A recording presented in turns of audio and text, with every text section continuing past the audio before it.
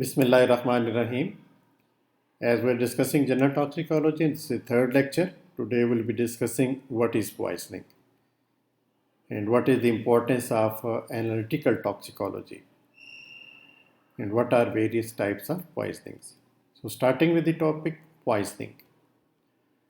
Poisoning means basically intake of toxic dose of any substance, and that may be a chemical or a drug. So whenever a drug or chemical is taken by any route in toxic dose, that causes poisoning. And how we can ascertain that poisoning has occurred. So we know from the history when it is available, then the physical examination of the patient and his or her clinical assessment. Then the lab investigations, in which we will determine the amount, the level of particular ingredient which is under question in the tissues or in the fluids. Then the therapeutic trials that can also help in determination. Then analysis of the body fluids or the tissues. How we do the analysis of the body fluids and tissue, that is called as analytical chemistry. Various techniques, as we are science students, and in FSC or O level we have studied the salt analysis technique. So similarly, this analytical technique is for the determination of various toxicants, and they help in determining which poison it is. Then what is analytical toxicology? Basically, it is the scientific study of detection and identifying the presence of drugs, poisons, or any chemicals in the body fluids, in the tissues, or in various other organs. And when you detect a chemical which is not the normal constituent of the body, so that ingredient which is normally not present in the body, not the normal constituent, and is detected, that is also at its toxic level, which is sufficient to produce poisoning, then we can say that poisoning has occurred. So first of all, with these analytical techniques, we detect, that is the quality estimation, that we detect what type of poison, what type of chemical, what type of drug it is. Then we quantify it. That means in how much amount it is present, whether it is toxic level or it is subtoxic level. So not only the qualitative but the quantitative estimation is done in the body fluids and the tissues. That is the analytical estimation or analytical techniques. Then the poisoning may be either the animal poisoning or the human poisoning, but we are mainly concerned with the human poisoning. The manner of poisoning may be different. It may be suicidal, it may be homicidal, it may be accidental, or sometimes it is a stupefying, which is usually called as road poisoning. That is, some other person is stupefied, and for any other motive of robbery or theft, they are sedated with certain drugs and the chemicals.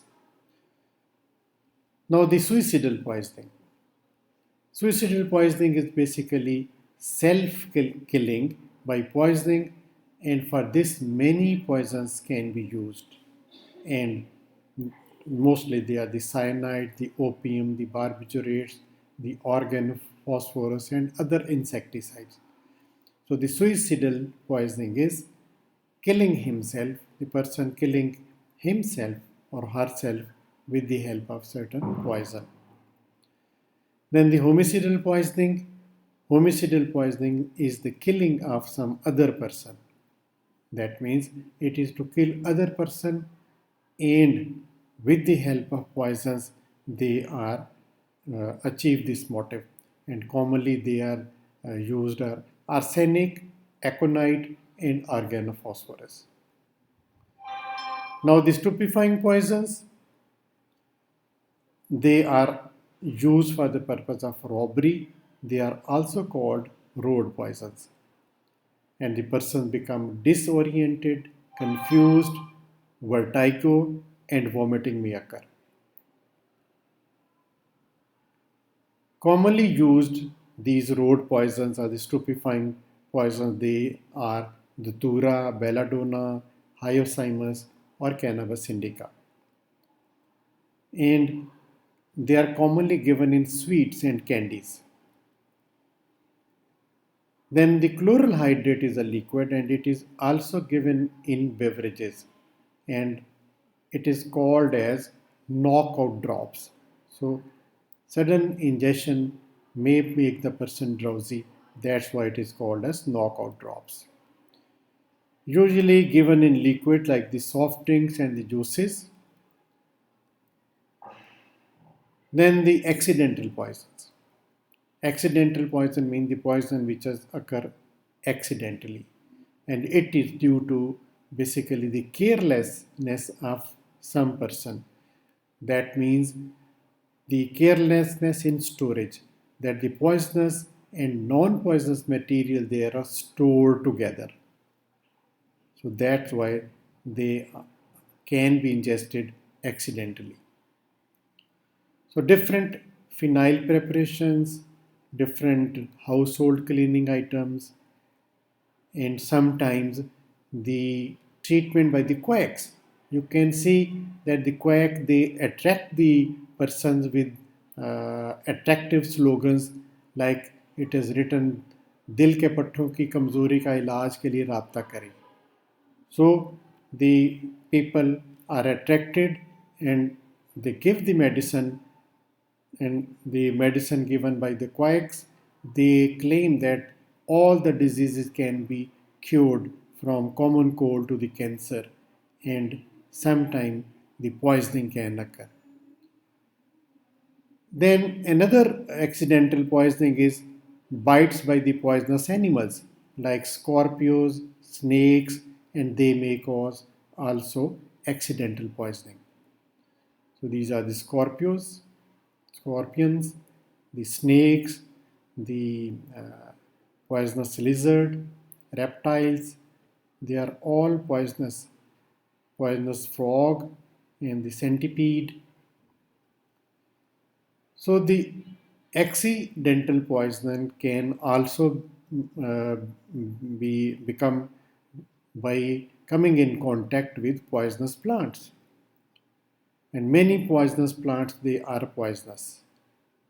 These are various pictures of poisonous plants. Then accidental and intentional poisoning are among the major causes of morbidity and mortality. And generally, the poisoning is one of the leading cause of accidental deaths in children. And there is another group of victims who die each year from accidental unreported poisoning. I'll just explain how it happens.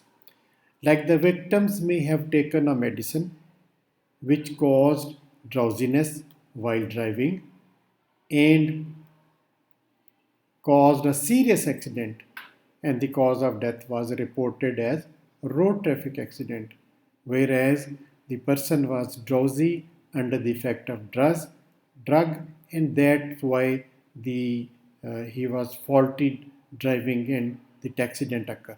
But he will be reported as road traffic accident, and his blood levels, they are never tested for any drug.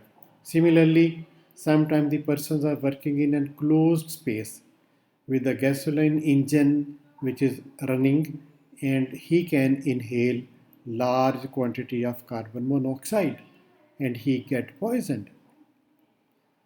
And when he leaves that place and on the way he collapses and apparently looks like a heart attack, but the blood will never be tested for the carbon monoxide.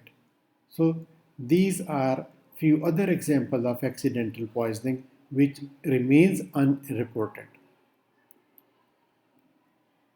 So we should take precautions that the dangerous when the carbon monoxide is emission there should be a warning sign. There should be a emergency lights or emergency detectors which can detect the carbon monoxide and the smoke. And many people get poison each year, but their symptom they simulate natural disease. So that's why they are undiagnosed as poisoning.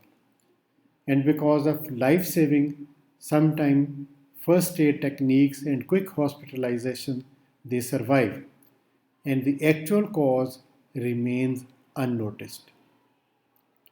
So thank you very much. Take care, and we'll continue the topic on general toxicology in the next lecture.